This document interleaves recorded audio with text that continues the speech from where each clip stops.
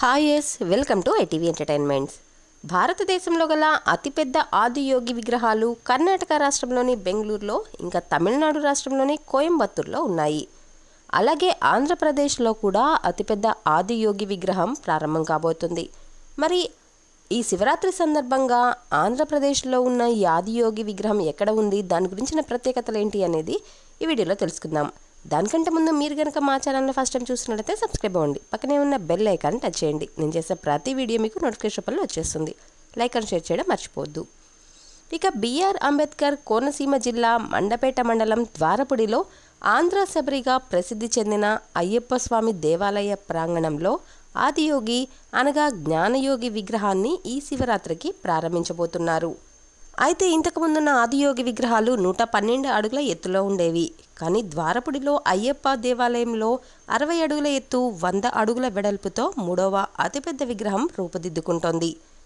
శివరాత్రి సందర్భంగా ఈ నెల 26న ఉదయం 5:30 విగ్రహం ప్రారంభం కాబోతుంది.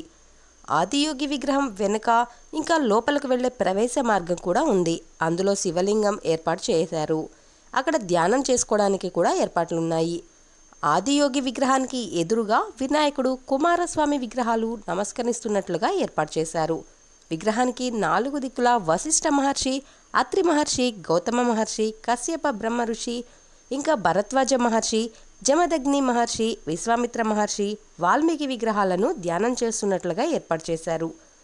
ఇంకా ఆలయ ప్రాంగణంలో అర్ధనారీశ్వర విగ్రహం, వినాయకుడు, కుమారస్వామి, నటరాజ విగ్రహాలు, కృష్ణార్జునుల, ఇంకా అనంత పద్మనాభ స్వామి విగ్రహాలు కూడా ఉన్నాయి.